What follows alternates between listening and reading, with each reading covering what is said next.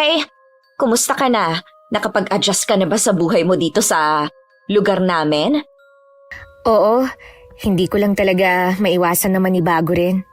Kapag kailangan mo ng tulong, huwag kang mahihiya na kumatok sa bahay Ngayon pa lang, nagpapasalamat na ako sa'yo ate. Sigurado na hihingi talaga ako sa'yo ng tulong sa mga susunod na araw. Si Migs nga pala. Maaga siyang pumasok kanina. Ngayon kasi yung unang araw niya sa trabaho. Ganun ba? E di lagi ka lang palang mag-isa sa bahay ninyo. Ganun na nga. Halika muna sa loob. Tapos na rin naman akong magwalis Akala ko kumpleto na kayo ng gamit. Nako, hindi. Kung ano lang ang importante, yun lang ang binili namin. Ano nga pala ang trabaho mo dati? Sa supermarket ako nagtatrabaho. Sa loob ng mall. Sayang no, umalis ka na sa trabaho mo.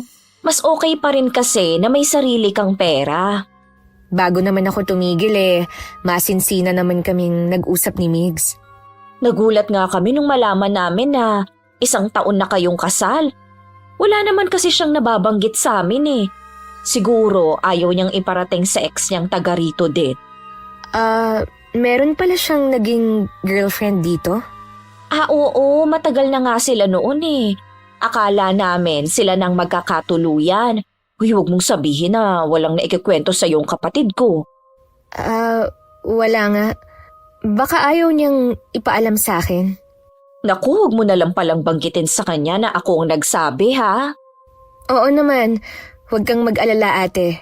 Wala akong sasabihin kay Migs. Magandang araw, Miss Gwen. Ako si Paulina. May asawa at kasalukuyang nagdadalang tao. Mula nung mapirme na lang ako dito sa bahay, isa na sa naging libangan ko ang pakikinig sa inyong channel. Gusto ko rin magbahagi ng kababalaghan na naganap sa akin noon sa lugar ng asawa ko. Ang kwentong ito ay may kinalaman sa hipag ko. Migs, kumusta ang unang araw mo sa trabaho? Nakakapagod pero ayos lang. Kailangan ko rin magpakitang gilas kahit pa sabihin na ninong ko nagpasok sa akin sa trabaho. Kumusta pala ang buong maghapon mo dito sa bahay? Ayos lang naman. Nandito nga pala kanina ang ate Rosalie mo. Talaga? Anong napag-usapan niyo? Kung ano-ano lang. Tinanong din niya ako kung hindi pa ako naninibago rito. Hindi naman sa sinisiraan ko ang kapatid ko. Pero huwag kang magkukwento sa kanya ng kung ano-ano. Likas na kasi sa kanya ang pagiging tsismosa. Baka mamaya, mabalitaan na lang natin, chinichismis na tayo sa ibang tao. Huwag kang mag-alala. Kilala mo ako na hindi madaldal. Hindi rin ako masyadong nagtitiwala sa mga bagong kilala. Para din naman kasi sa kapakanan mo sinasabi ko. May tanong pala ako. Hindi ka ba malapit sa ate mo? Magkapatid lang kasi kami sa ama. Kaya hindi kami ganun kalapit sa isa't isa. Siyempre, mas malapit ako sa mga totoo kong kapatid. Tingin ko naman sa kapatid mo mabait siya. Sana makasundo ko siya at maging magkaibigan kami. Basta, mag-iingat ka na lang. Oo na. Mabuti pa maghahain na ako. Sige, nagugutom na nga ako Hindi rin kasi ako nakakain ng break time sa dami ng trabaho. Sa susunod, ingatan mo ang sarili mo. Mahirap nang magka-ulcer dahil sa ginagawa mo. Mas importante pa rin ang kalusugan kesa sa pera. Alam ko naman yun. Hindi ko na rin naman uulitin. Ayoko kasi mag-alala ka. Sa ilang araw kong pagtira sa lugar ng asawa ko, napansin kong wala nang ginawa mga kababaihan kundi magkwentuhan sa tabi ng daan. Kabilang na nga sa kanila ang hipag ko. Nakasama pa ang bunsong anak na 3 taong gulang pa lang. Para bang sanay na ang mga taga ron sa ganung gawain. Wala ba silang ginagawa sa kanila? Buong maghapon ko na lang silang nakikita na magkakasama. Dahil wala pa kaming anak ni Migs, mas maraming oras ang ginugugol namin sa isa't isa. Madalas kapag day off niya, namamasyal at kumakain kami sa labas. O di kaya kapag nasa bahay lang, nagluluto ako ng mga paborito naming pagkain. Lingid pala sa akin. Laging nakabantay ang hipag ko sa bawat ginagawa naming mag-asawa. Panay gala niyong mag-asawa. Para pa rin kayong magnobyo kung umasta. Samantalang mahigit 1 taon na kayong kasal. Nag-e-enjoy lang kami habang wala pa kaming anak. Sigurado kasi na kapag may anak na kami, konting oras na lang ang mailalaan namin sa bawat isa. Kaso magastos naman. Siyempre, kakain pa kayo niyan sa restaurant. Wala na yata kayong naiipon eh. Meron pa naman kahit papano. Sana ang inuna niyo muna ang pagbili ng gamit. Ganyan ang ginawa ko eh. Mas maganda kasi kapag kumpleto na sa gamit ang isang bahay. Nung huli kong punta dito, ganito na ang bahay niyo. Wala man lang nadagdag. Ayos lang naman ate kung wala pa kaming mga gamit eh. Hindi naman kasi namin yun priority sa ngayon. Ano ba namang klaseng katwiran yan? Meron ba namang mag-asawa na hindi gustong magkaroon ng mga gamit sa loob ng bahay? Ang importante kasi sa amin eh, nagkakasundo kami, tsaka hindi kami nag-aaway. Kung sa bagay, bago pa lang kayong nagsasama. Sa katagalan, maiintindihan mo rin ako. Siya nga pala, sa 1 linggo na ang birthday ng mister ko. Punta kayo ha? Sige ate, sasabihan ko si Mig sa linggo para i-cancel na namin kung meron man kaming gala. Pao, alam ko naman na malaki ang sahod ng asawa mo. Tsaka wala naman kayong anak pa. Baka pwedeng pasagot mo na kay Migs ang lechon. Regalo na lang niya sa bayaw niya. Ha? Nako, hindi kita masasagot ate. Hindi naman kasi ako ang may trabaho eh. Basta sabihan mo lang si Migs kung pwede na sagot na niya ang lechon. Sige ate. Sasabihin ko sa kanya pag uwi mamaya. Naku, sigurado na kaiinggitan ako ng mga amiga ko kapag nakita nilang may lechon ako. Kailangan ba talaga na ipagyabang ang mga ganyang bagay? Oo naman no, magiging sikat ka pa dahil pag-uusapan ka. Ganun ba? Kaya sana naman, makumbinsi mo ang asawa mo. Susubukan ko ate. Pero ayokong mangako na mapagbibigyan kayo ni Migs. Kahit malamig ang panahon, bigla kong pinagpawisan sa request na yun ng hipag ko. Kahit hindi pa naman sigurado, abot tenga na ang ngiti niya. Para tuloy ayoko nang pumunta sa kanila sa linggo. Kahit hindi ko pa kasi nakakausap ang asawa ko, siguradong hindi yun papayag. Pagka-uwi nga ng asawa ko nung gabi, hindi ko muna agad sinabi sa kanya. Nung makatapos kami ng hapunan at nanonood na ng TV, tsaka ako binanggit sa kanya. Hindi pa man ako nakakatapos magsalita nang laki na agad ang mga mata niya. Bumakas din ang pagkainis sa mukha niya. Bakit hindi siya mismo magsabi sa akin? Susupalpalin ko talaga siya. Anong akala niya sa akin? Maraming pera? Ikaw na lang ang magsabi sa kanya. Tutal, kapatid mo naman siya. Bukas, bago ako pumasok, dadaan muna ako sa kanila. Ayokong umasa siya na sasagutin ko yung lechon ng asawa niya. Parang naiilang na tuloy ako na makipag-usap sa kapatid mo. Tsaka, ang dami niya kasing napapansin dito sa bahay eh. Pakialamera nga yung si ate. Lahat na lang na makita at masabi mo, meron siyang puna lagi. Pansin ko nga yun. Lagi ka na lang magsara sa araw para hindi siya makapunta dito sa bahay. Nakakahiya naman. Mabait naman siya sa akin eh. Sa umpisa lang mabait yun. Hindi pa niya kasi nakukuha ang gusto. Alam mo, tuwing pinag-uusapan natin ang ate mo, puro hindi magaganda ang lumalabas sa bibig mo. Hindi mo kasi siya kilala eh. Kung hindi nga lang binilin sa akin ng namayapa akong lolo ang bahay na to, hindi kita ititira dito eh. Kapag hindi naging maganda ang pagtira natin dito, pwede naman tayong umalis eh. Ganun na nga. Mas gusto ko kasing tahimik na buhay. Tingin ko hindi natin mahahanap sa lugar na to. Isa kasi sa mga napansin ko eh, ang daming tsismosa sa paligid. Sinabi mo pa. Umaga pa lang nagkalat na sila sa tabing daan. Ramdam ko kay Migs na ayaw niyang tumira kami rito. Kaya nagtataka pa rin talaga ako kung bakit dito niya pinili na manirahan. Kung nangihinayang siya sa bahay na ito, Pwede naman sana niyang ibenta o paupahan na lang. Kinabukasan gaya ng sabi ng asawa ko, dumaan muna siya sa bahay ni Ate Rosalie. Sakto namang nasa labas ito ng bahay at hinihintay ang mga katsismisan. O Migs, papasok ka na ba sa trabaho?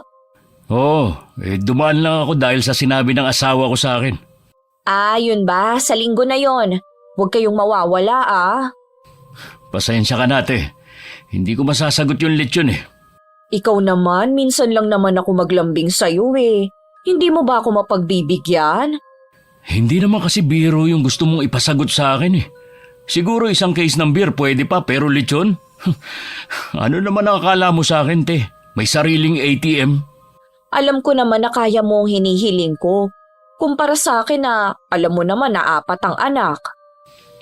Pwede naman siguro na hindi na lang kayo maghanda ng lechon. O di kaya wag na kayo maghanda para walang gastos. Hindi pwede. Tradisyon na ng pamilya na tuwing magbe-birthday, kailangan may handa. Kaya mo naman kasi kung saan-saan nga kayo namamasyal ng asawa mo Tapos yung request ko hindi mo mapagbigyan? Pasensya nate, hindi ko kaya. Mabuti pa, wag na rin kayo pumuntang mag-asawa. Hindi man lang kayo marunong makisama. Okay lang te, hindi naman kasi kami mahilig pumunta sa mga handaan Oy, biro lang yun. Pumunta pa rin kayo kahit walang lechon. Sige na te, malilate na kasi ako sa trabaho Tsaka na lang tayo mag-usap. Basta sa linggo wag mong kalilimutan. Pinaharurot na pala yun ni Mig sa motor niya. Hindi naman maipinta ang mukha ng hipag ko. Nauna na kasi niya na ipagyabang sa mga kapitbahay at iba pang kamag-anak na may lechon sa birthday ng asawa. Akala niya kasi mapagbibigyan siya dahil nun lang siya nag-request sa kapatid niya. Ang ganda ng motor tapos hindi man lang ako mapagbigyan. Kainis! Sana nga wag na lang kayo pumunta sa linggo. Wala rin naman silbing kapatid. Sa sobrang inis ng hipag ko nung dumating ang mga katsismisan, sinabi niya sa mga yun kung saan-saan nga kami nakakapasyal. Pero hindi naman kumpleto ang gamit at ang iba mga luma na. Kami tuloy ang naging sentro ng usapan nila. Dumating ang araw ng linggo. Pumunta pa rin kami para batiin ang bayaw ni Migs. Nagpabili rin siya ng isang case ng beer para sa mga bisita. At saka hindi na rin kami nagtagal. Napansin ko kasi na parang naiinis na rin ang asawa ko. Dahil sa kantsaw ng hipag ko tungkol sa lechon. Hindi rin namin nagustuhan nang sabihin yun ng ibang bisita. Humingi naman ng paumanhin ng bayaw niya. Mukhang mabait naman ang bayaw mo. Oo naman, mabait yun. Hindi katulad ni Ate Rosalie. Nahiya tuloy ako sa pangangantsaw niya. Pati ibang bisita, nakigaya na sa kanya. Kalimutan mo na yun. Hindi naman tayo babalik sa bahay nila Pwede ba yun? Paano kung imbitahin ulit tayo? Pagkatapos nito, malamang hindi na tayo iimbitahan ni ate. Kilala ko yun. Maiba nga pala ako, bago ko makalimutan. Pwede ba akong dumalaw kay Itay bukas? Tapos daanan mo na lang ako doon pagkatapos ng trabaho mo. Uy, sige, mabuti pa nga, doon ka muna. Wala ka na rin namang ginagawa rito. Tsaka naayos naman ang mga gamit dito sa bahay. Bigla ko kasing namiss si Itay Naiintindihan naman kita. Kaya kapag gusto mong dumalaw sa kanya, magsabi ka lang. Hindi naman kita pagbabawalan Kinabukasan sumabay na rin ako kay Migs Pales. Ibinabalang niya ako sa sakayan. Hindi alam ni Itay na pupunta ako sa kanya. Siguradong magugulat yun. Matagal nang biyudo si Itay at 2 lang kami magkapatid ni Ate Faye. May asawa na rin ang ate ko at may isang anak. Malapit lang naman ang bahay niya kina Itay kaya madalas niya itong mapuntahan. Hindi katulad ko na malayo ang bahay. Paulina, mabutit dumalaw ka. Kasama mo ba ang asawa mo? May trabaho po si Migs. Hinatid lang po niya ako sa sakayan bago siya pumasok. Kumusta po kayo rito? Ayos lang ako rito. Mas gusto ko nga ang lugar na ito kaysa sa tinirhan natin dati. Dinadalaw po ba kayo ng ate rito? Oo naman. Kasama pa nga ang pamangkin mo eh. Gusto nga niya na pumisa na lang ako sa kanila. Sabi ko ayoko na makaabala pa. Kaya ko naman ang sarili ko eh. Nagtataka raw kasi ang mga biyanan niya. Bakit pinili ko na magpatayo ng bahay malayo sa karamihan? Ayos nga po rito eh. Kung ako sa ganito ko rin gustong tumira. Yung walang mga kapitbahay, walang magkukumpulan para pag-usapan ka. Marami rin palang tsismosa sa inyo.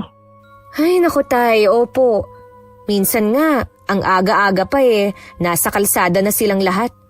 Imbis na magluto o maglinis muna sila ng bahay. Kahit saan naman maraming tsismosa. Huwag mo na lamang silang pansinin. Basta ituon mo lang ang atensyon mo sa asawa mo. Gustuhin ko man po na hindi sila pansinin. Minsan po sa tapat ng bahay pa namin sila tumatambay. Para bang nananadya. Ganun talaga ang mga tsismosa. Kung sino ang pinag-uusapan nila, madalas malapit o mismong bahay ang kanilang tinatapatan. Ibig po bang sabihin ako minsan ang pinag-uusapan nila? Ganun na nga. Kaya mag-iingat ka sa pinagkukwentuhan mo. Huwag ka masyado magtitiwala. Itinuloy na ni Itay ang pagsisibak ng kahoy. Sinabi ko naman na ako magluluto ng tanghalian namin. Inayos ko na rin ang ilang pagkain na dala ko para sa kanya. Dahil hindi inaasahan ni Itay ang pagdating ko, nakalimutan na niya ang mga gamit niya. Hindi niya nailigpit ang mga ito. Sa bukas na silid kasi naroon ang mga kagamitan niya. Katulad ng itim na mga kandila na may sindi pa. Ilang sandali lang nakasunod na sa likod ko ang Itay. Anak? Tay, hanggang ngayon po ba nangungulam pa rin kayo? Hindi pa rin kasi maiwasan na merong humingi ng tulong sa akin Tay, nangako kayo sa amin ni Ate Faye na hindi na kayo gagamit ng itim na kapangyarihan para makapanakit ng ibang tao. Pinaparusahan ko lang naman yung masasama at hindi mga inosente. Kahit na po, tingnan niyo yung huling lumapit sa inyo. Pinahamak pa kayo kahit ang intensyon niyo lang makatulong. Ayoko lang na maulit yun. Paano kung may makaalam na mga taga rito sa gawain niyo? Maingat naman ako sa pagtanggap sa mga taong lumalapit sa akin. Hindi pa rin naman nagbabagong kondisyon ko kahit binabayaran nila ako. Tanging masasama lang ang kinukulam ko. Akala ko pa naman, sa paglipat niyo ng tirahan, magbabago na kayo. Alam po ba ito ni Ate Faye? Wala siyang alam. Nakikiusap ako na huwag mo nang iparating sa kanya. Buntis ang ate mo at medyo masela ng kalagayan niya. Nakikiusap po ako sa inyo, Tay. Itigil niyo na po ito. Ako ang natatakot para sa inyo Sige, titigilan ko na ito. Ayoko rin naman na karmahin kayo dahil sa masama kong ginagawa. Salamat, Tay. Natatakot lang po kasi ako na may taga rito ang makatuklas sa gawain niyo. Ayoko na mapahamak kayo. Alam niyo naman ng ibang tao Gabi na nang makarating sa bahay ni Itay si Migs dahil may biglang ipinagawa sa kanya ang ninong niya. Nagpasya na lang kami na dun matulog at kinabukasan na umuwi. Pinayagan naman kasi ang asawa ko na hindi pumasok sa trabaho kinabukasan. Hindi alam ni Migs ang tungkol sa lihim ni Itay. Kilala niya to bilang ulirang ama sa amin ng ate ko. Wala rin akong balak ipaalam sa kanya kung sakali. Ayoko kasing masira ang imahe ni Itay sa kanya. Kumusta naman ang trabaho mo, iho? Ayos lang naman po. Mabait naman ang boss ko dahil ninong ko po siya sa binyag. Salamat nga pala sa pag-aalaga sa bunso ko. Kahit papano panatag na ako dalang dalawa kong anak nakatagpo na rin ang mabubuting asawa. Hindi nyo kailangan magpasalamat sa akin.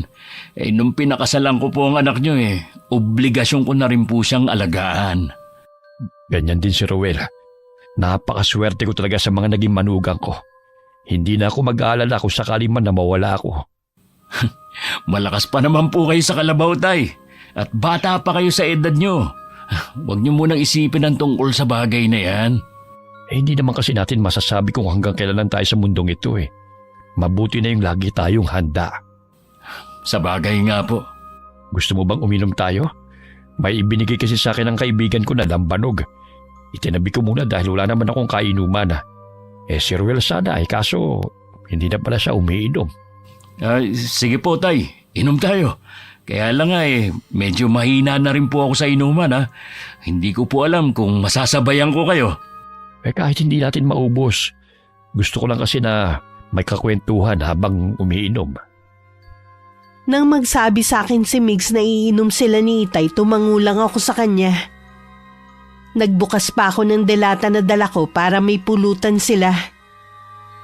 Pagkatapos kong maibigay ang mga kailangan nila, pumasok na ako sa kwarto.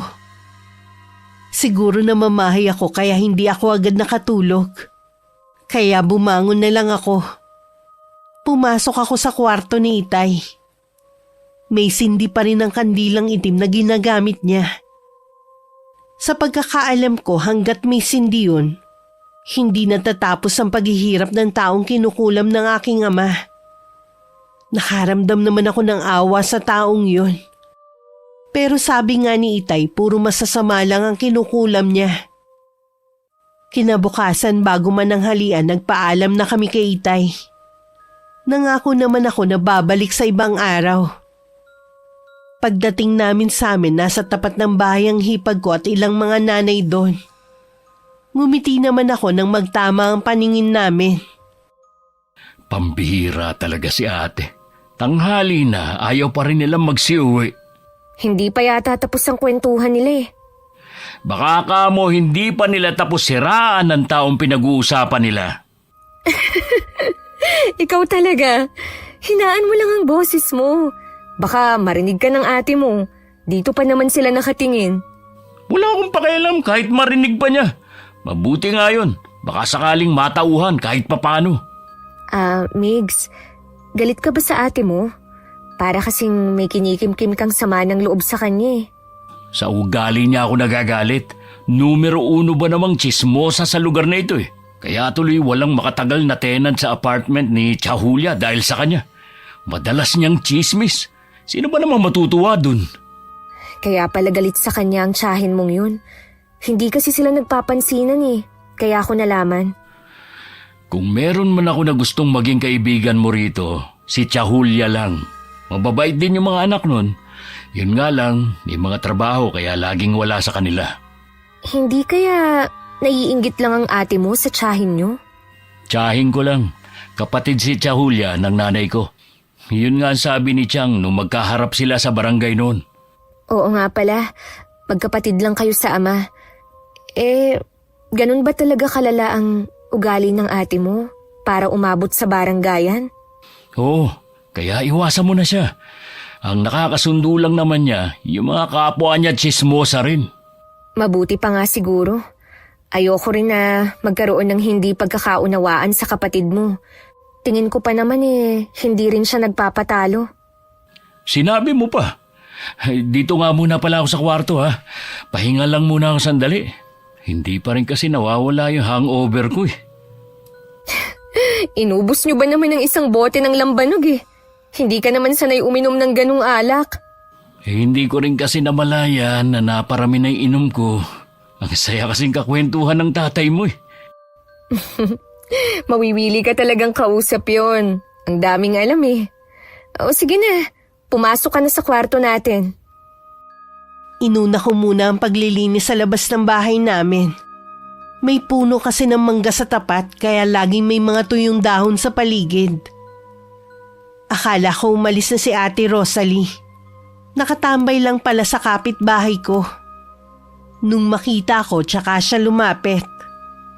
Hindi naman ako makakaiwas pa kaya hinarap ko na lang din siya. Oh, ate. Akala ko nakauwi ka na. Yung mga kasama ko lang, magluluto pa daw kasi ng pananghalian. Saan kayo nanggaling? Kahapon pa kayo wala Dahil nung gabi, walang ilaw sa bahay nyo.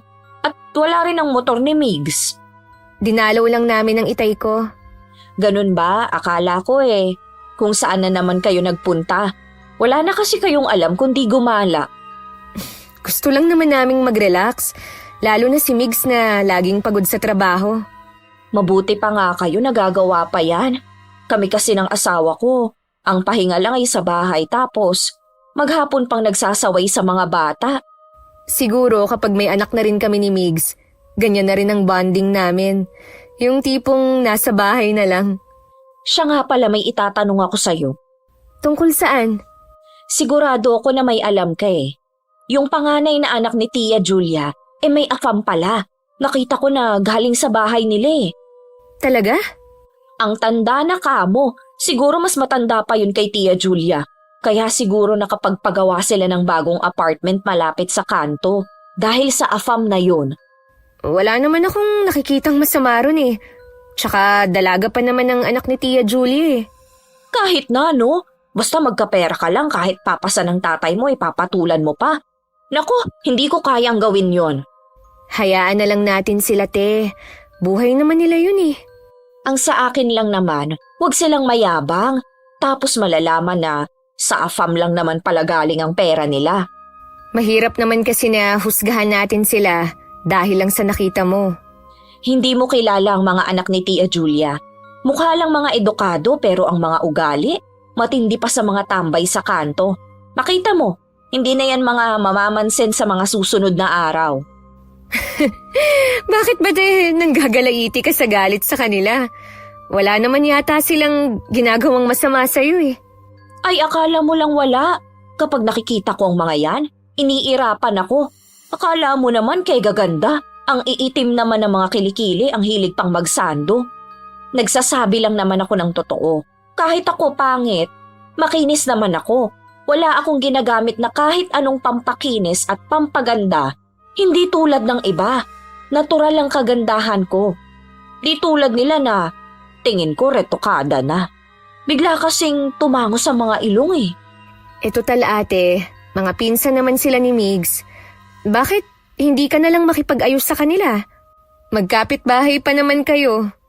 Pagkatapos nila akong ipabarangay, wag na uy! Sino ba sila? Pasensya ka na te ah.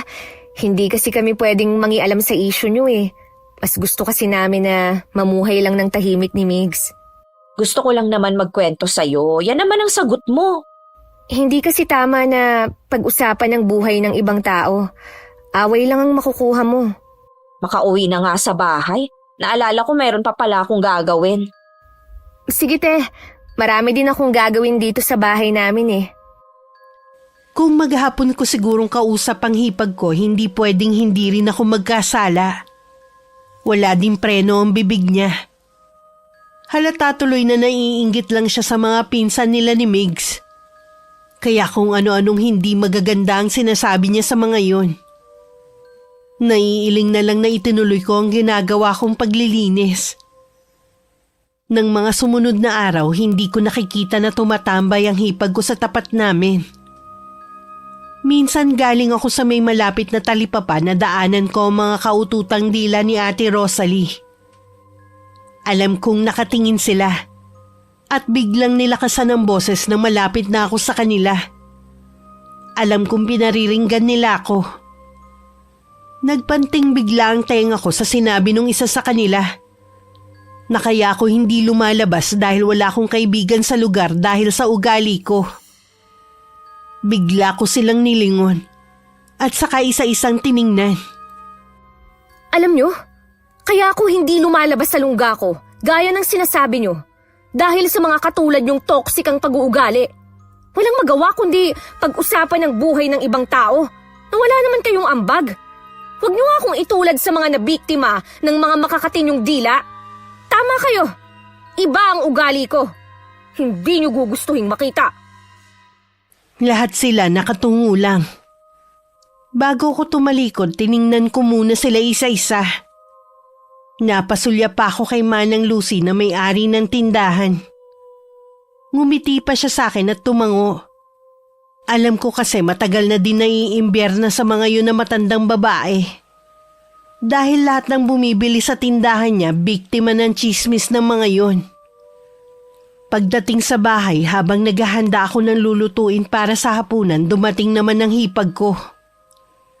Dahil bukas naman ang pinto, tumuloy na siya. Nagkahinala ako na baka nagsumbong na sa kanya ang mga amiga niya. O ate, napasugod ka. Ay may ginagawa ka yata. Pasensya ka na kung naabala kita ha. Ano ba ang sadya mo? tungkol sa mga kaibigan ko. May sinabi kasi sila sa akin eh. Medyo sumama ang loob nila. Wala naman daw silang ginagawa, bigla mo na lang silang sinita. Sa akin nila sinabi dahil alam nilang hipag kita. Huwag nga silang pa-victim ha. Ako ang pinaparinggan nila. Bakit hindi nila ako diretsuhin kung may problema sila sa akin? Hindi mo naman yata narinig ang pangalan mo eh. Hindi naman tama na pagbintangan mo sila. Ate Rosalie, hindi ako tanga para hindi malaman na ako ang pinag-uusapan nila. Gasgas na yung sinasabi nyo na kapag hindi narinig ang pangalan hindi kailangang mag-react. Eh paano yan? Gusto ka nilang ipabarangay. Eh di sige, haharapin ko sila ron. Sabihan lang nila ako, hindi naman ako umaalis sa bahay. Ha? Hindi ka man lang ba natatakot? Kailangan ko ba silang katakutan? Para hindi na lang umabot to sa barangay, mabuti pa humingi ka na lang ng pasensya sa ginawa mong paninita sa kanila. Para ano? Para lumaki ang ulo nila? Sa dami ng mga atraso nila sa ibang tao, dapat sila ang humingi ng pasensya. Bakit ba ang hirap mong kausap? Siguro dahil hindi ako basta-basta sumusunod. Sige, sasabihin ko na lang sila na sa barangay na lang kayo magkita-kita. Naalis na ako pasensya na sa abala. Pinilit ko namang magpakita ng kabaitan sa kanila. Hindi na nga ako lumalabas ng bahay para maiwasan kong makapagtaray kapag nakakarinig ako ng hindi maganda. Pero sinagad na nila ako. Madali pa naman uminit ang ulo ko lalo na pagod din ako sa mga gawaing bahay. Nang dumating si Mig, sinabi ko naman sa kanya ang nangyari habang naghahapunan kami. Huwag kang mag-alala. Kilala ko mga yun.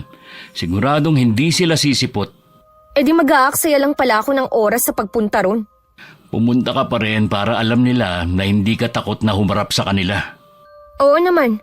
Hihintayin ko na lang kung kailan ako ipapatawag. Grabe talaga ang mga taong yan. Hindi mo na nga sila pinapansin, ikaw pa talaga na pagtripan nila.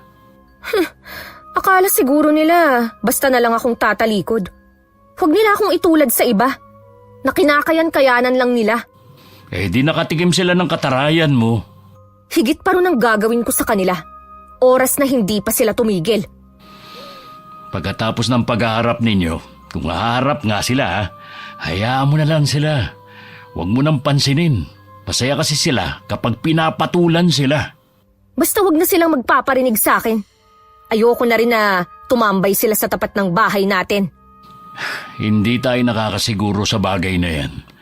Totoo ngang sakit na sila dito sa barangay namin. Parang ginising ng mga tsismosang yun ang kabilang bahagi ng pagkatao ko. Yung mainitin ng ulo, ayaw magpatalo at laging galit. Hindi ako matatahimik hanggat hindi kami nagkakaharap. Nang pumasok si Migs nung sunod na araw, inabangan siya ng hipag ko sa daan. Agad namang huminto sa tabi ang asawa ko at tinanggal ang helmet. May kailangan ka ba, ate? Ano ba yung asawa mo? Kabago-bago pa lang dito inirereklamo sa barangay. Pagsabihin mo na matutong makisama, hindi yung siya pa ang siga. Pagsabihan mo rin yung mga tsismosa mong kaibigan. Tigilan ka mo nila ang asawa ko. Nasisiguro ko na ikaw ang pasimuno sa kanila. Wala ako nung pagsalitaan ng asawa mong mga kaibigan ko. Wala akong pakialam kung nandun ka o wala. Basta, pagsabihan mo sila. Dahil siguradong hindi kayo uurungan ng asawa ko. Os talaga? Tingin ko sa asawa mo hindi makabasag pinggan. Mukha lang siyang anghel. Pero halimaw yun kapag nagalit. Huwag niyo siyang susubukan. Tignan nga natin kapag nagkaharap-harap na sa barangay bukas. Baka hindi sumipot ang asawa mo Kilala ko ang asawa ko, pupunta yun. Kilala ko rin ang mga kaibigan mo. Sisipot kaya sila? Oo naman. Mabuti naman. Ayaw kasi ni Pao na masayang ang oras niya sa pagpunta ron. Hindi naman kasi siya katulad nyo na hindi abala sa mga gawaing bahay. Kung makapagsalita ka naman, akala mo mga tambay lang kami. Marami din kaming ginagawa. Mas marami pa nga dahil may mga anak kami. O paano? Aalis na ako. Nasabi mo naman na siguro lahat ng gusto mong sabihin. Malilate na ako sa trabaho. Mabangga ka sana. Tignan ko lang kung hindi matanggal yung angas mo. Gusto pa sanang umabsent ni Migs para samahan ako. Pero hindi ko siya pinayagang lumiban sa trabaho. Hindi naman kasi kailangan pag-aksayahan ng panahon ng mga taong yun. Sigurado namang hindi sila sisipot. Isang oras bago ang takdang oras ng paghaharap-harap namin, nandun na ako. Lahat sila nakatingin sa akin. Para bang hindi makapaniwalang ako yung inirereklamo. Hanggang sumapit ang oras, hindi dumating ang 3. Naghintay pa ako ng 1 oras. Pero ni anino nila, hindi talaga nagpakita. Gusto na sanang ibasura ang reklamo nung 3. Pero sabi ko bigyan pa kami ng pangalawang pagkakataon. Gusto ko talaga silang makaharap. Bago umuwi, dumaan muna ako sa bahay ng hipag ko. Nasa labas siya nun ng bahay niya. Paulina? Tapos na ba ang paghaharap ninyo? Hindi sila sumipot. Ang aga ko pa naman dun. Baka may emergency sa kanila. Ano yun? Silang 3? May emergency ng sabay-sabay? Posible naman yun, di ba? Posible siguro sa ibang tao. Pero hindi sa mga kaibigan mo. Pakisabi sa kanila, sumipot ka mo sa susunod ha. Dahil kung hindi ka mo, ako naman ang maghahabla sa kanila. Ang OA mo naman. Ano naman ang ihahabla mo sa kanila? Mabuti sana kung pakinggan ka sa barangay. Irereklamo ko ang pagiging tsismosa nila. At hindi sa barangay ko sila irereklamo, kundi kay Tulfo. Sigurado ako, marami ang papanig sa akin ng mga taga rito na biktima rin nila. Ay, hindi mo naman kailangan magpatulfo pa. Huwag mo naman silang bigyan ng kahihiyan, pati mga pamilya nila idadamay mo eh. Gagawin ko talaga yun, ate. At wala akong pakialam kung sino man ang madamay. Huwag kang mag-alala, kukumbinsihin ko sila. Ngayon lang naman nangyari na hindi sila sumipot. Talaga? Bakit sabi sa record ng barangay ugali na talaga nila ang hindi sumipot? Huwag mo naman sanang paniwalaan lahat ng mga sinasabi sa'yo. Basta, sabihan mo na lang ang 3 mong kaibigan. Oo, sige. Mag-iingat ka sa pag-uwi mo. Kainis kang babae ka. Mukhang nagkamali ako ng pagkakakilala sa'yo ah. Kapitbahay lang naman ng hipag ko ang 3 yun. Nasa likurang bahagi lang ang mga bahay nila. Pagkatapos bilinan ng isang anak na bantayan ng bunso, umalis na siya para sabihan ng mga kaibigan. Sumipot na kayo sa susunod kung ayaw niyong ipatulpo kayo ng babaeng yun. Kita ko sa mukha niya kanina na hindi siya nagbibiro.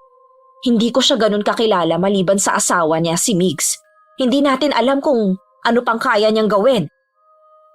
Sa kauna-unahang pagkakataon na sindak ang hipag ko at ang mga kaibigan niya.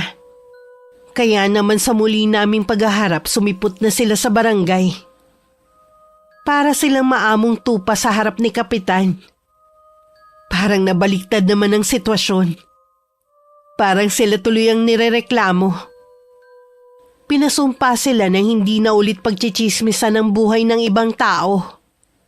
Sumang-ayon naman sila. At bago namin nilisan ng tanggapan, pinagbati kami at nakipagkamay ako sa kanila. Ganun lang kabilis natapos ang pag-uusap. Pero alam kong hindi pa tapos ang gagawin nilang panggugulo sa buhay ko. At least ngayon, alam nila na hindi ka basta masisindak sa kanila. Kung hindi mo sila kilala, maaawa ka sa mga mukha kanina. Parang iiyak na ang mga itsura eh. Magaling lang talagang umarte ang mga yun. Akala siguro nila ipapatulfo ko sila. Siguro nga kaya napilitang humarap kanina. Ang galing mo talaga. Ay nako, sana nga tumigil na sila. Hanggat maaari ayoko talagang magalit kahit kanino. Ay sana nga, pero kung hindi pa rin, ituloy mo na lang ang plano mo. Nandito lang naman ako para suportahan kay. Papakiramdaman ko muna sila sa mga susunod na araw. Ay siya nga pala, sahod ko ngayon Sa labas na lang tayo kumain para mawala din yung init ng ulo mo. Uy, sige gusto ko yan. Mabuti na lang hindi pa ako nakakapagluto. Wala kasi akong gana eh. Wala na nga ako nabalitaan na kahit ano sa hipag ko at mga kaibigan niya. Hindi ko na rin sila nakikita na tumatambay sa tapat ng bahay namin at kahit sa tabing daan. Kinalimutan ko na rin ang mga pangyayari. Itinuon ko na lang sa ibang bagay ang atensyon ko hanggang maisip ko na magtrabaho na lang ulit. Sinabi ko yun kay Migs. Pumayag naman siya pero ang gusto niya yung magaan lang ang trabaho. May kaibigan kasi kung merong stall ng mga souvenir. At kailangan niya ng magbabantay na pwede niyang pagkatiwalaan. Migs, huwag kang mag-alala. Maaasikaso pa rin naman kita dahil hanggang 3:00 lang naman ako sa trabaho. Ayoko sana magtrabaho ka pa eh. Kaya lang, alam ko na naiinip ka rin dito sa bahay. Baka isipin kasi ng tatay mo, hindi kita kayang buhayin. Gusto ko rin kasi na makatulong sa'yo. Tsaka sa gastusin dito sa bahay. Tsaka higit sa lahat, para malaki rin ang maipon natin. Sa bagay nga, samantalahin natin habang wala pa tayong anak. Yun nga rin ang iniisip ko eh. Maiba ko. Ginugulo ka pa ba ng mga kaibigan ni Ate Rosalie? Ayun, hindi ko na sila nakikita. Baka lumipat na sila ng ibang lugar na tinatambayan. Hindi naman kasi ako kumbinsido na magbabago pa sila. Kapag tsismosa na kasi, hindi na magbabago hanggang mamatay. Yan nga din sabi ng dalawa kong kapatid eh. Hindi rin kasi nila makakasundo si Ate Rosalie dahil sa ugali nga. Hindi yata naniniwala ang kapatid mo sa karma, no? Hindi nga. Kasi kung takot yun, hindi na yun uulit sa mga ginagawa niya. Iniwan na nga siya ng asawa eh. Bumalik lang dahil sa mga anak. Dapat, nung mangyari yun, nagbago na siya. Kahit man lang para sa mga anak niya. Kaso nga, mas mahalaga sa kanya ang manira ng ibang tao. Hindi ko maiwasang maawa sa mga anak niya. Minsan nakikita ko ang mga yun na naglalakad na nakatsinelas lang. Hindi planchado ang damit. Para bang walang nag-aasikaso sa kanila bago pumasok sa eskwelahan. Madalas ko rin namang marinig sa nanay nila kung gaano to kaalaga sa pamilya. Puro lang pala salita at kulang sa gawa. Tama nga ang hinala ko. Lumipat lang sila ng lugar na pinagtatambayan. Mula sa maliit na iskinita malapit sa tindahan ni Manang Lucy, lumabas silang 4. Iiwas na lang sana ako nang batiin ako ni Ate Rosalie. Ay, nandito pala ang maganda kong hipag. Lagi ka yatang umaalis ah. Oh, ate. Busy ako eh. 2 linggo na kasi akong may trabaho. Ganun ba? Mabuti ka pa, may trabaho. Naiinip kasi ako sa bahay, kaya nagtrabaho na lang ako. Baka naman pwede mo kong ipasok o hanapan ng trabaho. Naiinip na rin kasi ako sa bahay eh. Kung magtatrabaho ka, sino nang mag-aasikaso ng mga anak mo? Ako pa rin, syempre. Iba kasi kapag nanay ang mag-aalaga. Yung bunso ko naman, pwede kong kuhanan ng yaya. Sasabihan na lang kita kapag meron akong alam, ha? Aasahan ko yan ah. Sige, mauuna na kami sa'yo. Marami ka yatang bibilhin eh. Napapailing naman ako habang nakasunod ng tingin sa hipag ko at sa mga kasama niya. Pwede ko naman sanang irekomenda ang hipag ko sa mga kakilala ko. Pero nag-aalala ko na baka lalo niya mapabayaan ng mga anak. Tsaka baka hindi rin siya payagan ng asawa niya. Naku, iha. Kung ako sa iyo hindi ko hahanapan ng trabaho ang hipag mo. Bakit naman po, Manang Lucy?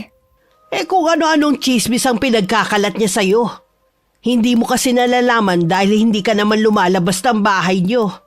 Sana hindi kayo magkasira ng asawa mo dahil sa ginagawa niya. Ganyan kasi ang nangyari kay Migs at sa dati niyang nobya. Ano? Salamat po sa pagbibigay niyo ng impormasyon sa mga ginagawa ng hipag ko. Manang Lucy, pwede po bang lahat ng malalaman niyo na sinasabi niya tungkol sa akin ipaalam niyo sa akin? Oo naman, iha. Lahat sasabihin ko sa'yo. Gusto kasi kita. Dahil hindi ka katulad nila. na walang alam gawin kundi manira ng kapwa.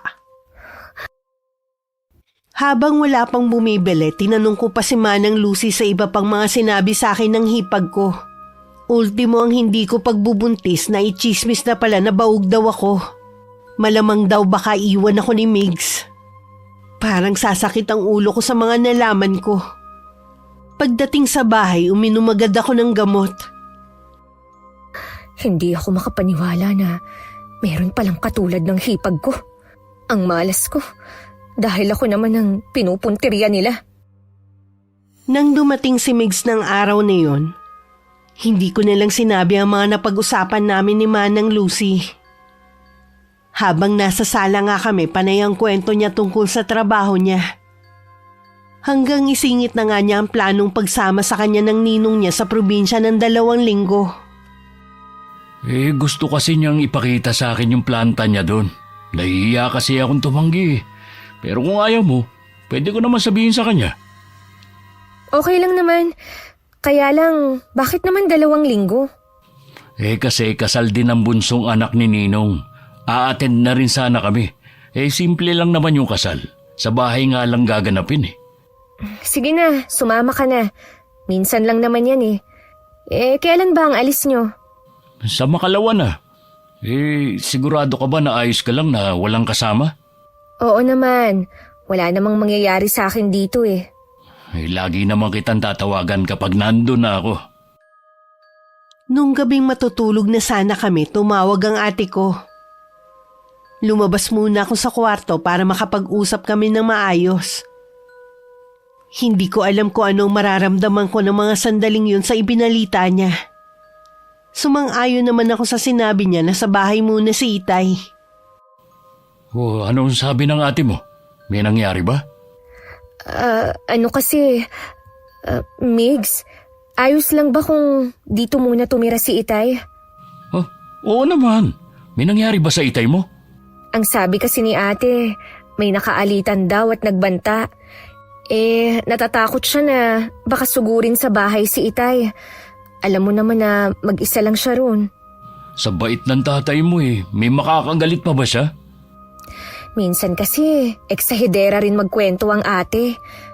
Bukas daw, papupuntahin na niya rito si Itay. Sa kanya na lang siguro ako magtatanong. Mabuti pa nga. Tsaka, ang galing naman ang timing ng itay mo. Kailangan mo na makakasama dito. Oo nga. Sige na, tara na, matulog na tayo. Ilaantok na ako . Kanina pa humihilik si Mig sa tabi ko. Habang ako iniisip ko ang sinabi ni Ate Faye. Sabi kasi niya baka may nakatuklas na sa lihim na iniingatan ni Itay. May isang babae daw kasi ang sumugod sa bahay nito at nag-eskandalo. Habang sumisigaw na mangkukulam ang Itay namin. Pinatay daw ni Itay ang asawa ng babae. Ito na nga ang kinatatakutan ko . Tama lang na umalis doon si Itay. Mabuti na lang, wala siyang kapitbahay na malapit. Pumasok muna ako sa trabaho. Sa hapon pa naman darating si Itay. Nung tumawag siya na papunta na, maaga na lang ako umuwi. Sasakayan na lang kami nagkita ni Itay. Kahit ngumiti siya nang makita ko, bakas pa rin sa kanya ang lungkot. Wala kaming imikan sa biyahe hanggang makauwi sa bahay. Mabuti naman po at nakumbinsi kayo ni ate na dumito muna sa bahay. Gusto nga niya nung hindi ka pa niya tinatawagan doon ako sa bahay nila. Ayoko naman na madamay sila. Hindi na po talaga kayo pwede sa bahay na yun. 2 beses na pala kayong sinugod . Kung hindi pa kayo pinuntahan ni ate, hindi pa niya malalaman. Hindi ko naman kasi alam na nagsinungaling sa akin ang babaeng yun. Ano po ba ang nangyari? May pumunta sa bahay na babae. Stella ang pangalan niya. Sabi niya, may kabit ang asawa niya at may anak sila. Ginugulo din daw siya ng kabit ng asawa niya. Kaya gusto niya na ipakulam ang lalaki. Para pareho na silang mawala ng sinasabi niyang kabit. Nung una ayoko dahil napakababaw ng dahilan . Kaya lamang nasilaw ako sa laki ng ibabayad niya. Pwede niyo na sanang paghatian ng magkapatid. Kaya kayo pumayag? Oo. Huli na nang matuklasan ko na siya pala ang kabit. Napagtanto ng lalaki na mahal niya ang pamilya niya. Kaya bumalik siya sa mga yon. Paano nalaman nung asawa na kayo ang kumulam sa asawa niya? Ipinagtapat sa kanya ni Stella bago yun bawian ng buhay. Sana isinama na lang niya sa hukay ang nalalaman niya. Patawarin mo ko, anak. Kung problema na naman ang ibinigay ko sa inyo. Tay, huwag po kayong mag-alala. Hindi na po kayo matutunto ng babaeng yun. Nagsisisi talaga ako sa nagawa ko. Kung pwede ko lang sanang ibalik ang nakaraan. Wala na po tayong magagawa pa. Nangyari na eh. Basta, nakikiusap po ako sa inyo.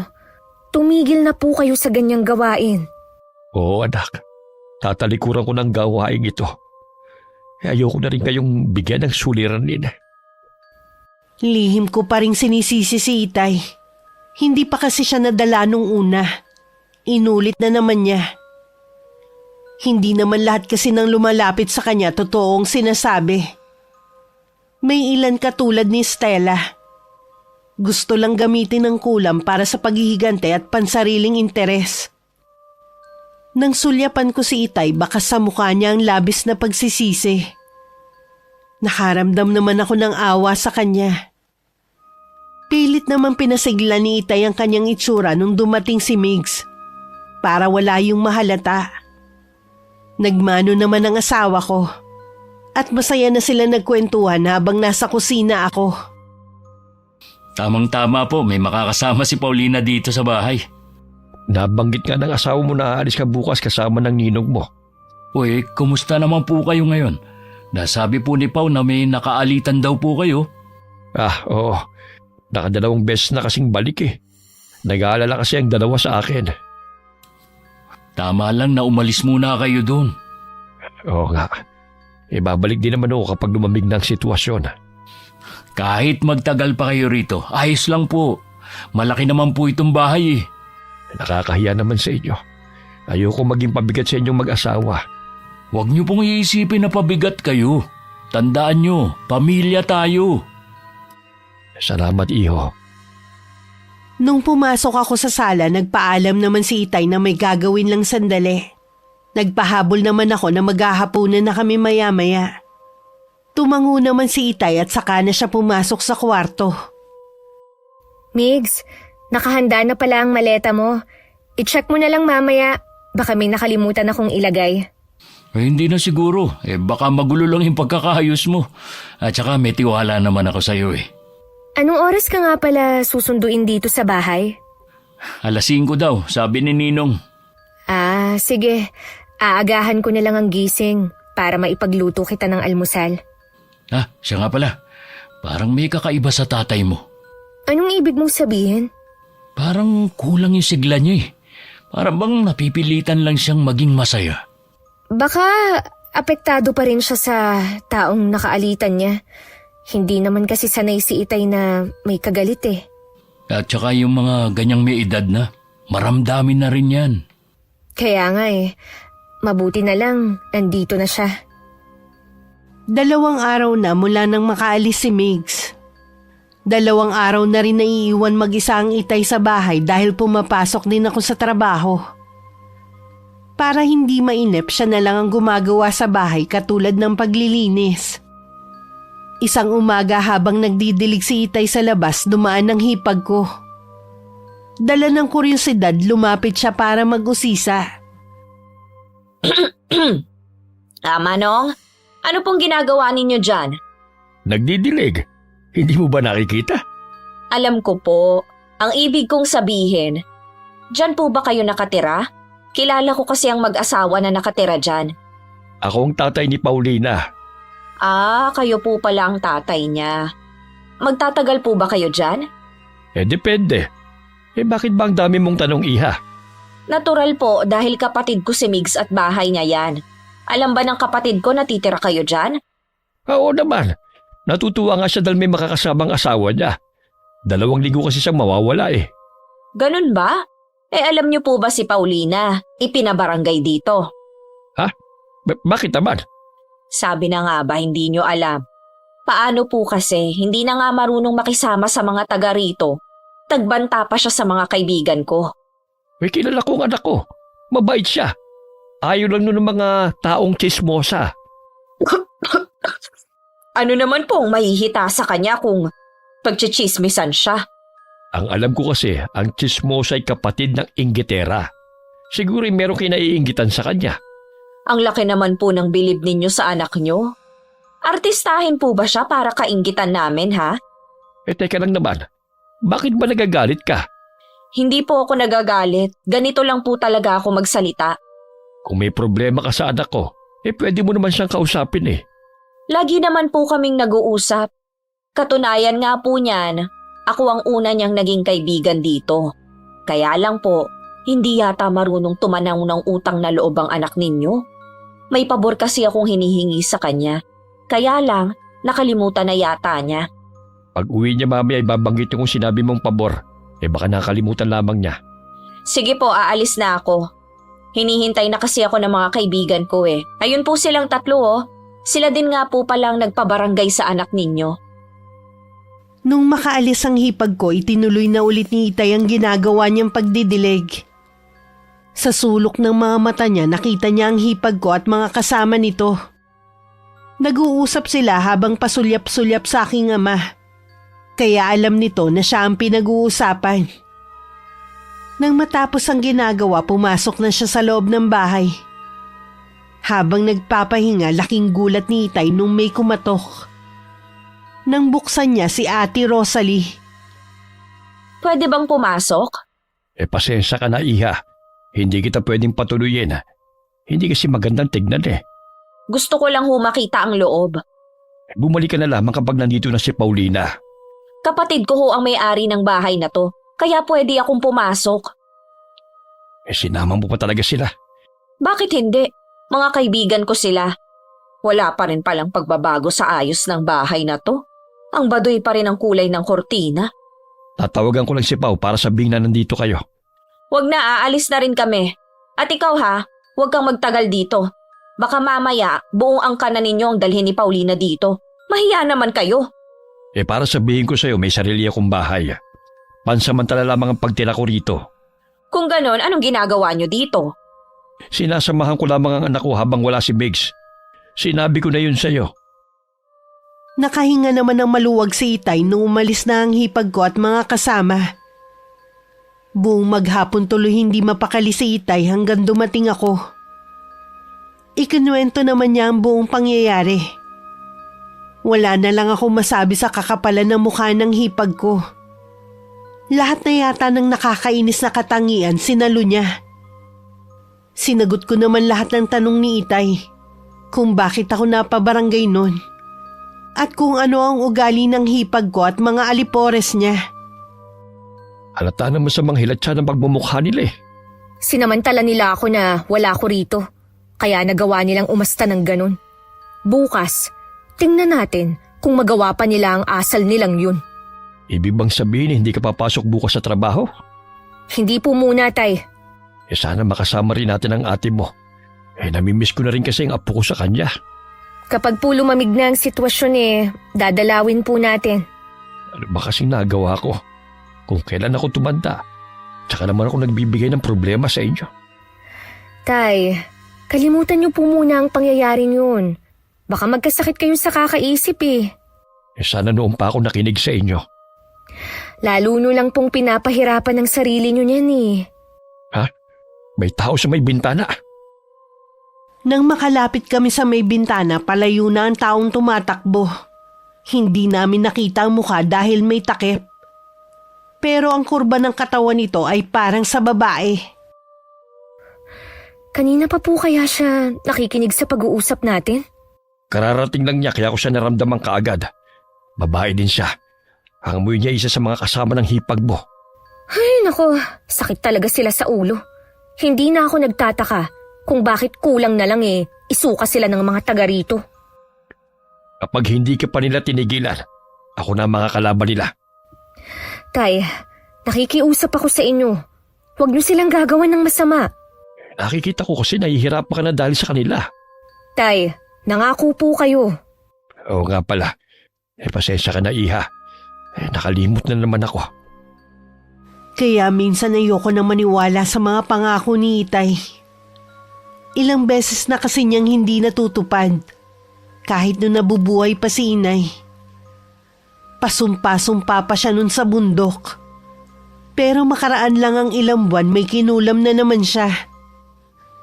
Mula pagkabata tuloy, kinailangan namin magpalipat-lipat para hindi malaman ng mga tao ang lihim niya.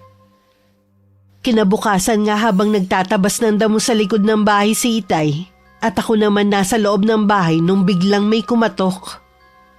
Nung buksan ko ang pinto, bumungad ang hipag ko at ang tatlo. Bumakas bigla sa mukha nila ang gulat. Nandito ka pala. Hindi ka pumasok sa trabaho? Day off ko. Anong kailangan nyo? Isinama mo pa talaga sila, ha? Oops! Huwag muna kayong umalis. Diyan lang kayo. Paalis na rin kami. Galing pala kayo rito kahapon. At kung ano-ano pa ang mga sinabi nyo kay Itay. Totoo lang naman ang sinabi ko. Kapatid ako ni Migs. Hoy ate, hindi lang yun ang sinabi mo. Kaya huwag ka nang magsinungaling pa. Huwag mo nga akong masabihan na sinungaling. Baka nakakalimutan mo, kapatid ako ng asawa mo. Yun na nga eh. Bakit kailangan mo kaming i-chismis sa ibang tao? Ano ba ang mabuting magagawa nun sa'yo, ha? Hindi ko alam ang sinasabi mo. Tapos sasabihin mo na hindi ka sinungaling, ha? Nawawalan ka na yata ng respeto sa akin. Hindi ka naman kasi karapat dapat irespeto eh. Pagsisisihan mo talaga tong ginawa mo. Ano? Magpapatulfo ka rin ba, ha? O sa barangay? Baka hindi ka naman sumipot. Talaga bang inuubos mo ang pasensya ko, ha? Mabuti pa, umalis na kayo. Hindi ko na lang ipapaalam kay Migs ang mga ginagawa nyo para hindi kayo magkagulong magkapatid. Parang utang na loob ko pa, ha? Sige, aalis na kami dito. Nang maisara ko ang pinto, napasandal na lang ako dito. Kanina pa kasi ako nakakaramdam ng hilo. May hinala na ako kung bakit, kaya lang gusto ko munang makasiguro. Gumayak lang ako at pagkatapos nagpaalam na ako kay Itay. May 2 oras lang naman ako nawala. Sa mismong tindahan ako ni Manang Lucy bumaba. May itatanong lang kasi ko sa matandang babae. Saktong natapos kami mag-usap nang dumating si Ate Rosalie at mga kasama niya. Nanlilisik ang mga mata niya sa pagkakatitig sa akin. Kay Manang Lucy ka pala kumukuha ng impormasyon. Ngayong alam mo na, wala ka nang maitatago sa akin. Kapag hindi ako nakapagpigil sa'yo, sa presinto na tayo maghaharap. Nananakot ka pa talaga, ha? Bakit pa tayo doon maghaharap-harap kung pwede naman dito? Talaga bang lalo mong pinapababa ang pagkatao mo, ha? Bakit ko pa itatago ang pagkatao ko? Bistado mo na nga ako. Matagal ko nang gustong ingudgod ang pagbumukha mo sa semento para pumangit ka. Nakikiusap ako sa'yo, Ate Rosalie. Tigilan na natin to. Hindi ako lalaban. Natatakot ka ngayon? Samantalang dati, ang tapang-tapang mo, may nalalaman ka pang tulfo? Hindi ako natatakot kung sarili ko lang ang iniisip ko. Kaya lang, Ang dami mo pang sinasabi! Magbabayad ka ngayon!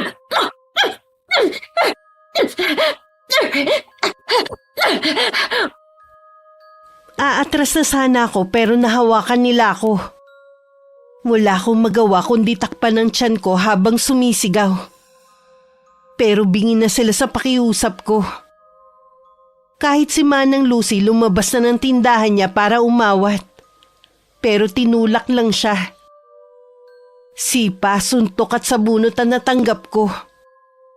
Nawalan pa ako ng balanse kaya natumba ko. Pinagsisipa nila ako hanggang matamaan ng tiyan ko. Namilipit ako sa sobrang sakit. Tama na! Dinudugo na siya! Tulong! ang baby ko, hindi pwedeng mawala ang baby namin. Ano? Buntis ka? Hindi namin alam. Hingi ako ng tulong. Kailangan mo madala sa ospital. Paulina! Anong nangyari sa'yo? Sino may gawa sa'yo nito? Itay! Itay ang baby namin ni Migs! Hindi naman po namin sinasadya. Hindi namin alam na buntis siya. Mga hayop kayo! Mga walang puso! Magbabayad kayo sa ginawa niyong to! Sinusumpa ko! Tuluyan na nagdilim ang paningin ko. Hindi ko na namalayan pa ang mga sumunod na pangyayari. Nang muli ako magising, nasa ospital na ako at katabi ko si Itay. Madilim ang anyo niya at nakikita ko sa mga mata niya ang matinding galit. Tay, ano pong nangyari sa baby namin ni Migs? Nakunan ka, anak. Hindi! Ang baby ko! Na anak.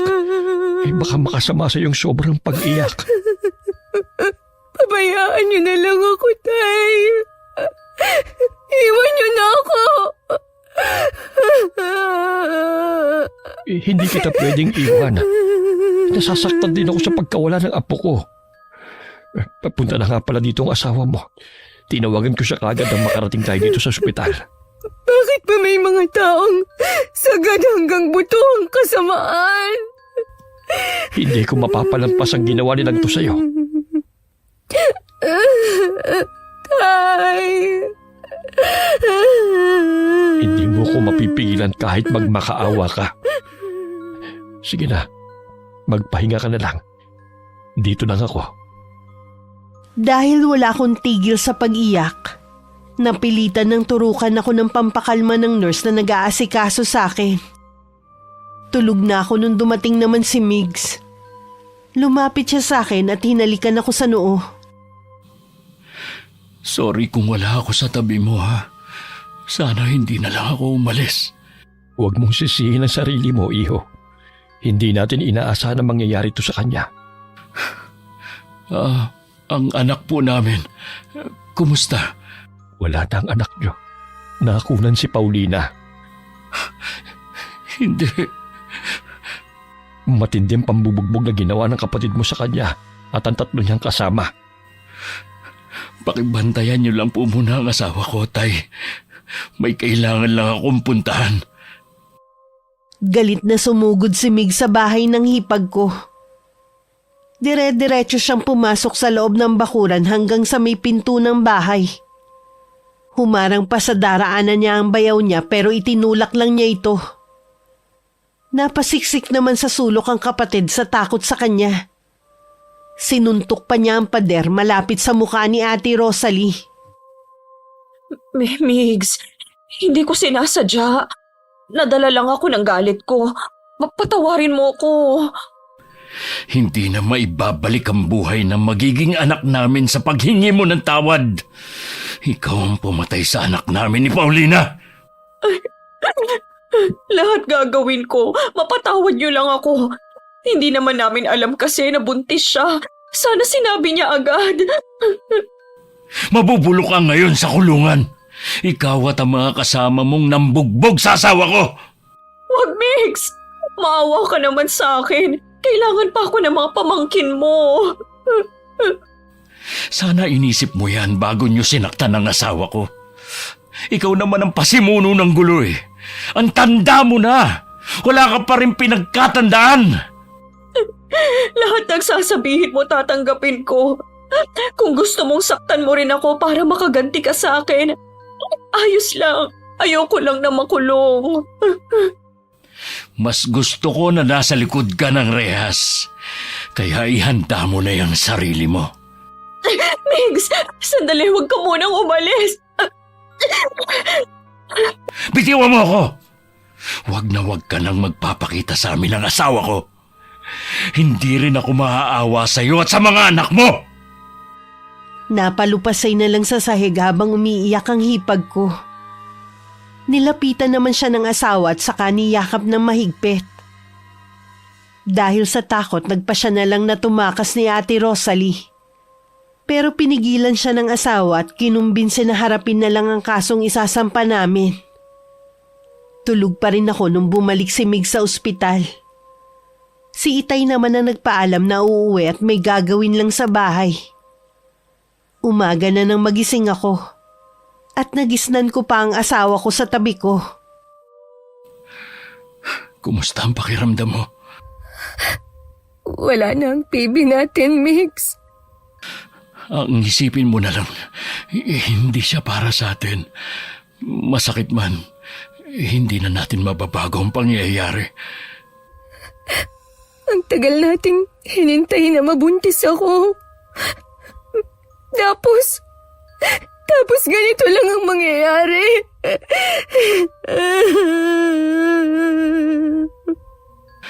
Pwede pa naman tayo magkaanak eh. Ang mahalaga, ligtas ka na ngayon. Ang hindi ko kaya, yung ikaw ang mawala sa akin. Hindi ko mapapatawad ang ate mo sa ginawa niya. Magsasampa tayo ng kaso laban sa kanya at sa mga kasama niya. Hindi ako makakapayag na hindi sila magbayad. Maraming testigo sa ginawa nila sa'yo. Huwag na tayong magsampa ng kaso. Aksaya lang ng oras at pera yun.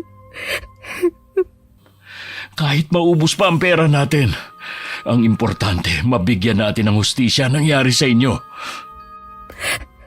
Hayaan na lang natin na ang karmang maningil sa kanila. Pag-isipan mo muna, baka naguguluhan ka lang ngayon. Buo na ang pasya ko. Hinihintay ko na nga lang pala ang doktor para malaman natin kung kailan ka pwedeng lumabas dito sa ospital. Si Itay nga pala. Umuwi na muna siya. May kailangan lang daw siyang gawin. Migs, sana hindi ka magbabago sa akin. Lalo pa kitang mamahalin para madali mong makalimutan ang nangyari sa'yo. Si Itay ang inaalala ko. Alam kong buo na ang pasya niyang gamitin ang kaalaman niya sa kulam para ipaghiganti ako. Baka ikapahamak na niya ng tuluyan ang gagawin. Napahikbi na lang ako. Agad naman ako niyakap ni Mig sa pag-aakalang naiiyak na naman ako dahil sa anak namin. Kinabukasan pa kami pinayagan na umuwi ng doktor. Pagdating namin sa bahay, wala si Itay. Lingid sa amin, bumalik siya sa bahay niya para dun isagawa ang orasyon. Baka may pinuntahan lang ang Itay mo. Hindi kaya bumalik siya sa bahay niya? Uy, ano naman ang gagawin niya dun? Naisip ko lang. Okay. Siya nga pala, nagugutom ka ba? Magluluto ako ng paborito mo. Hindi ako nagugutom eh. Magluluto pa rin ako. Pilitin mong kumain para bumalik agad ang lakas mo. Sige, gusto ko munang matulog. Tatawagin na lang kita kapag handa na, ha? Inaantok talaga ako kaya inayos ko na lang ang pagkakahiga ko sa kama. Lumabas na rin si Migs para magluto. Hindi pa man niya nauumpisahan, may kumakatok na. Ang kapatid niya na pagbuksan niya ng pinto. Mugto ang mga mata nito sa kakaiyak. Talaga bang wala ka ng kahihiyan, ha? Gusto ko lang kumustahin si Pao. Hindi ka rin niya harapin. Mabuti pa, umalis ka na. Talaga bang hindi na magbabago ang isip niyo? Hindi na. Sana naman bigyan niyo pa ako ng isa pang pagkakataon para makapagbagong buhay. Marami na nagbigay sa'yo niyan, pero sinayang mo lang. Ito na lang ba talaga ang kabayaran ko sa mga nagawa kong kasalanan? Ganun na nga. Kawawa naman ang mga anak ko, lalo na ang bunso ko. Huwag mo sanang gamitin ang mga anak mo para maawa kami sa'yo. Totoo naman kasi na sila ang kawawa kapag nakulong ako. Lulugulugong umalis si Ate Rosalie sa bahay namin. Naging matigas na si Mig sa kapatid niya. Ni katiting na awa, wala na siyang maramdaman sa hipag ko. Dahil nakatungo, hindi niya nakita na makakasalubong na niya si Itay. Hindi ka siguro hinarap ng anak ko. Mang Damian, Pagkatapos mong sakta ng anak ko, nagawa mo pang pumunta sa bahay nilang mag-asawa. gusto ko lang pong humingi ng tawad kay Pao.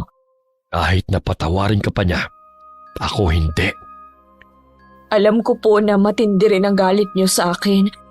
Sana po mapatawad niyo na po ako.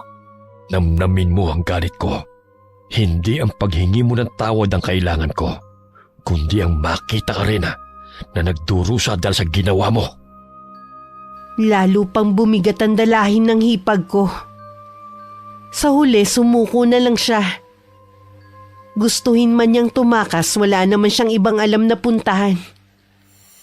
Habang pauwi sa kanila, puno ng pang-uuyam ang tingin na binibigay sa kanya ng mga tao. Ang iba parang natutuwa pa sa pwede niyang sapitin. Pero 2 linggo na ang nakakalipas. Wala pa ring dumarating na pulis para hulihin siya. Nagtataka na ang hipag ko kung ano ba ang desisyon namin. Hindi kaya nagbago na ang isip nila? Pero nakita ko sa mukha ng ama ni Paulina na desidido siyang pagbayarin ako. Ay, ang tagal ko na rin hindi nakakausap ang mga kaibigan ko. Siguradong pareho ang takot na nararamdaman namin. Kasalukuyan ako nagpapahinga sa terrace nang biglang dumating si Migs. Bakas ng pag-aalala ang mukha niya nang tumingin sa akin. Anong nangyari?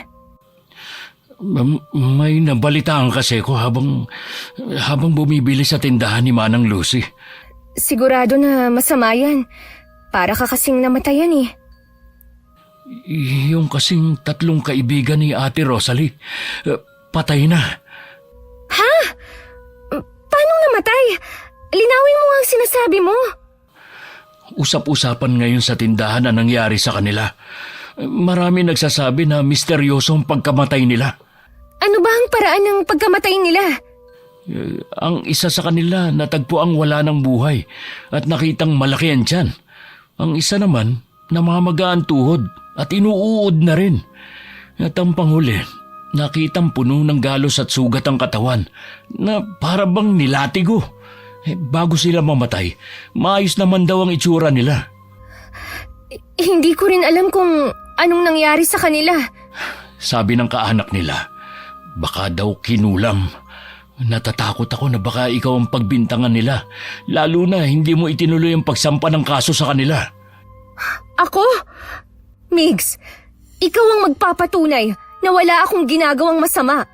Hanggang ngayon nga, nagdadalamhati pa rin ako eh. Alam ko naman, nalulungkot din ako sa sinapit nila pero siguro yun ang karma nila sa lahat ng mga kasalanang ginawa nila, sa'yo at sa iba pa. Kumusta na nga ang Ate Rosalie mo? Wala akong balita sa kanya eh. Matagal ko na siyang hindi nakikita.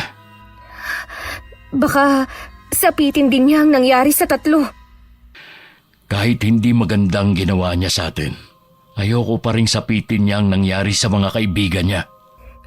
Hindi tayo nakakasiguro sa pwedeng mangyari sa kanya. Alam kong narinig ni Itay ang pag-uusap namin mag-asawa. Nasa malapit lang kasi siya at nagdidilig ng mga halaman. Nung umalis si Migs, masinsinan ko siyang kinausap. Tay, alam ko po na kayo ang nasa likod nung nangyari. Sabi ko naman sa'yo, hindi mo ako mapipigilan sa balak kong gawin sa kanila. Mas nag-aalala na ako sa inyo kaysa sa nangyari sa akin. Baka tuluyan na kayong mahuli kung ipagpapatuloy niyo ang ginagawa niyo. Wala na akong pakialam. Ang mahalaga sa akin maipaghiganti kita. Ano pong balak niyong gawin kay Ate Rosalie? Mas matindi ang mararanasan niyang paghihirap. Gusto ko unti-unti siyang mamatay. Tay, tama na po yan. Tigilan niyo na ang ginagawa niyo. Mas mahalaga kayo sa akin kaysa sa paghihiganti na yan. Hindi ko na rin kayang pigilan ang sarili ko, anak. Nakakahumaling ang kapangyarihan ng kulam. Kapag ginawa mo ng isang beses, parang ayaw mo nang tigilan. Tay, labanan niyo po ang nararamdaman niyo. Huwag kayong papadaig sa kasamaan. Magbalik loob na po kayo sa Diyos na siyang makapangyarihan sa lahat. Hindi ko hayaan na manahin niyo pa ng ate mo ang kaalaman na ito. Mas gusto ko maging mabuti kayong tao. Mamuhay ng normal, hindi katulad ko. Kaya niyo ring mamuhay ng normal. Basta talikuran niyo lang ang ganyang gawain. Patawarin mo ko, anak. huli na para magbago. Hindi, Tay. Maniwala kayo. Hindi pa huli ang lahat. Isipin niyo kami ni ate at ang apo niyo sa kanya. Tanggap namin ni ate na mas mahal niyo ang apo niyo kaysa sa amin. Naisagawa ko ng huling orasyon para sa hipag mo. Ano mang sandali mag-uumpisa na ang paghihirap niya. Bakit ang hirap niyong pakiusapan, Tay? Patawarin mo ako, anak. Mas matimbang sa akin na makaganti. Nang tumalikod si Itay at umalis, hindi ko na siya pinigilan. Para saan pa? Ayaw naman niya makinig sa mga pakiusap ko. Samantala, dahil ilang araw nang masama ang pakiramdam ni Ate Rosalie, hindi na lang siya sumama sa birthday na dinaluhan ng mag-aama. Hindi rin niya kasi masabi sa kanila na nakakaramdam siya ng takot, na baka matulad din siya sa tatlo. Mabuti nang hindi makita ng pamilya ko ang paghihirap ko. Paano ko ba sasabihin na buhay pa ako? Pero unti-unti na akong naaagnas. Alam ko may kumukulam sa akin. Si Paulina kaya? Kailangan ko siyang puntahan. Ayoko pang mamatay. Kahit hirap na sa paglalakad at nanghihina, pinilit pa rin ni Ate Rosalie na makarating sa bahay namin. Hindi pa man siya kumakatok, bumukas na ang pinto. Pinapasok siya ni Migs at saka inalok na maupo. Alam niyong paparating ako? Nasa may bintana ako na makita kitang parating. Ganun ba? Kaya nga pala ako nandito para humingi ng tawad. Baka sakaling tanggapin niyo na. Mukhang hindi maganda ang lagay mo. Sana nagpahinga ka na lang muna sa bahay ninyo. Natatakot kasi ako na baka katapusan ko na rin dahil sa nangyari sa mga kaibigan ko. Naniniwala kasi ako na kulam ang ikinamatay nila. Siguro nga dahil walang makapagpaliwanag sa totoong nangyari sa kanila. Mamamatay na rin kaya ako? Paulina, baka alam mo kung paano ako gagaling. Pinagbibintangan mo ba ang asawa ko, ha? Wala naman kasi. Naaawa na sana ako sa iyo eh. Kaya lang may gana ka pa talagang pagbintangan ng asawa ko. Wala naman kasing pwedeng gumawa nun. Sa dami ng mga ginawa niyong kasalanan, wala kang maisip na pwedeng gumawa nito sa'yo? Umalis ka na, bago kita kalad ka rin palabas ng bahay. Migs. Huwag ka namang magalit sa kanya, Migs. Baka masama lang ang pakiramdam ng ate mo. Samahan mo na lang siyang umuwi. Baka mapano pa siya sa daan eh. Pagkatapos ng mga ginawa niya, nagmamalasakit ka pa sa kanya? Kinakaawaan mo pa siya ngayon? Mas naaawa ako sa mga anak niya. Sige, ihatid na kita sa inyo. Walang imik na sumunod na lang ang hipag ko. Inalalayan siya ng asawa ko para makasakay sa motor. Lumingon pa siya sa akin bago umalis. Nang mag-isa na lang ako, tsaka ako napaluha. Gusto ko kasi siyang tulungan pero hindi ko alam kung paano. Matigas si Itay na bawiin ng kulam dito. Salamat. Nasaan ang mga kasama mo? May pinuntahan ng mag-aama ko. Kaya mo na ba mag-isa? Oo, salamat sa paghatid mo sa akin. Balikan mo na ang asawa mo. Mukhang hirap ka na. Bakit hindi ka pa nagpadala sa asawa mo sa ospital? Hindi naman nila alam ang nangyayari sa akin. Ayoko nang mag-alala pa sila sa akin. Walang dapat sisihin kundi ikaw din sa nangyayari sa'yo. Hinintay mo pa talaga na lumala bago ka magbago. Alam ko naman yun eh. Hindi mo na ako kailangang sermonan. Sige, sasamahan na lang muna kita habang wala pa ang asawa mo. Tatawagan ko lang si Paulina. Nahiga sa sofa ang hipag ko. Ayaw daw niyang mahiga sa kwarto dahil madilim. Mas gusto daw niyang makakita ng liwanag. Lumambot na rin ang puso ni Migs na mapagmasdan ang kalagayan ng ate. Ipinakita kasi ng hipag ko ang nalalapnos na balat niya. Kaya pala balot na balot siya. Sobrang sakit pero Tinitiis ko para hindi mag-alala sa akin ang pamilya ko. Para akong buhay na binabalatan sa sobrang kirot. Samantala, dumating na rin si Itay. Nadatnan niya akong umiiyak dahil sa awa sa hipag ko. Tumabi siya sa akin. Anak, huwag ka nang umiyak. Gagaling lang hipag mo. Totoo po ba? Oo, iha. Bakit po nagbago ang isip niyo na gantihan si Ate Rosalie? Kanina nakita kong mag-aama niya sa bahay ng biyanan niya. Kahit hindi sila naalagaan ng kanilang ina. Hindi sila masaya na hindi siya kasama. Kaibigan kong biyanan niyang lalaki. Siya ang nagbigay sa akin ng lambanog noon. Naawa kayo sa mga bata? Oo. Naalala ko kasi ang apo ko sa ate mo. Salamat po, Tay. Mas nanaig pa rin sa inyo ang kabutihan. Sana lang hindi sayangin ang hipag mong pangalawang pagkakataong ibinigay ko sa kanya. Dahil hindi lahat nabibigyan ng pagkakataon para magbago. Nandito po siya kanina. Alam ko po na magbabago na siya. Pinuntahan ko rin kanina ang babaeng asawa ng kinulam ko.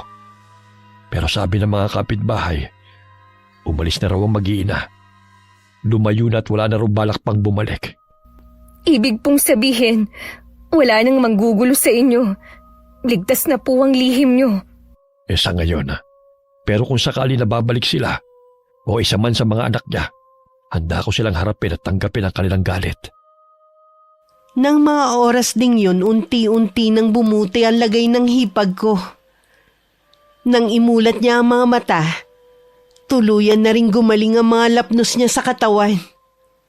Nararamdaman na rin niya ang pagbalik ng kanyang lakas. Oh, bakit bumangon ka na? Magaling na ako, Migs. Magaling na ako. Thank you, Lord. Ha? Oo nga. Nawawala na mga lapnos mo sa katawan. Isa tong himala, Migs. Binawi ng mangkukulam ang sumpa niya. Naawa siguro siya sa akin. Hindi na mauulila ang mga anak ko. Salamat sa pangalawang buhay na ibinigay niyo sa akin. Hindi ko nasasayangin pa. Masaya ako para sa iyo, ate. Mahalin na talaga mo na sana ang pamilya mo. Oo, Migs. Mula ngayon, sila na ang prioridad ko. Nung dumating ang mag-aama, nagtaka pa ang bayaw ng asawa ko kung bakit nandun siya. Sinabi na lang ni Migs na hinatid niya ang kapatid niya. Natuwa naman ang lalaki dahil naramdaman nito na nagkaayos na ang dalawa. Isang buwan pagkatapos, pinaupahan na lang namin ang bahay na yon. At lumipat kami malapit sa tinitirhan ni Itay. Mas naging tahimik ang buhay namin sa bagong nilipatan namin. At ang Itay naman tuluyan na niyang tinalikuran ng gawain. Alang-alang daw sa pagbubuntis ko, magbabago na siya, Miss Gwen. Ang pagkakalat ng chismis kailanman hindi nagdudulot ng kabutihan. Pwedeng magbigay ito ng pansamantalang aliw.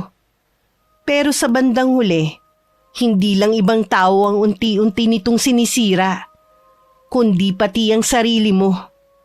Kaya bago tayo magsalita, isipin muna natin kung totoo ba, makakatulong ba, at makakabuti ba. Wakas. Okay, sana nagustuhan niyo ang kwento natin ngayong araw. Shoutout po tayo. Shoutout kay Raquel Hasigawa. Hi kay Lisa Rosario from Monaco, France. Hello kay Riz Maganda from KSA. Hi kay Richard Rivera. Hello kay Jane Pacheco from Baras Rizal. Hi kay Maymay Hernandez from Fairview, Quezon City. Hello kay Rubelin Eneria. Hi kay Leonisa Cobo. Hello kay Sangyong from Doha, Qatar. Hi kay Rosemary Dizon. Hello kay Aiko Villesa from Bahrain. Hi kay Genevieve Suko. Hello kay Jonalyn Barameda from Las Piñas. Hi kay Lydia Lopez. Hello kay Ay Bisaya from Butuan City. Hi kay Elizabeth Pamintuan from Pampanga. Hello kay Lisa Takada from Japan. Hi kay Melody Villaruz from KSA. Hello kay Arvid Shane Hoiberg from Thailand. Hi kay Margarita Galang from Qatar. Hi kay Aprilin Gliane. Hello kay Michelle Manuge. Hi kay Evelyn Abong Kabarkil. Hello kay Trajano Lestojas. Hi kay Danilo Cruz from Meykawayan, Bulacan. Shout out sa Castillo family from Nueva Ecija. Hello kay Romalyn Lingatong from Santa Maria, Bulacan. Hello kay na Eralyn Eano, Tatay Betoy at Belinda from Barangay Hermosa, Bayambang, Pangasinan. Hi kay na Ate Auring, Ne, Aisa at Poging J ng Amira Baxes Handicrafts ng Laguna. Hello kay na Alexa Ann Pasyon at Ian Pasyon from Nai, Cavite. Shout out sa Glency Bakery ng Tanawan, Leyte. Hi kay Bebang Jaco. Hello kay Tina Dekit.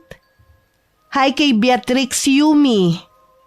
Hello kay Jocelyn Morilla from Mindoro. Hi kay na Romina Buado and Angelo Dizon from Marikina City. Hello kay Mama Mia. Hi kay Jomar Fernandez from Cebu. Hello kay Biba from Cebu at sa mga kasama niyang blind therapist. Maraming salamat sa pakikinig nyo. Hello kay Nashin, Aya and Aiko from Caloocan from Lola Baby. Hi kay Resi May Ramos. Hello kay Mea Espiritu from Taiwan. Shoutout sa mga taga Texen Factory, lalong-lalo na kay Angelina Reyes. Maraming salamat sa pakikinig. Hi kay Ralph Sarmiento. Hello kay Manilyn Millafre from Bicol. And hi kay Lucena Valencia from Candelaria, Quezon. Shoutout din po sa mga solid abangers natin sa Marikina Market sa bayan. Kumusta po kayo? Shoutout din po sa mga solid abangers natin dyan sa Blooming Treat Market. Salamat po sa inyo.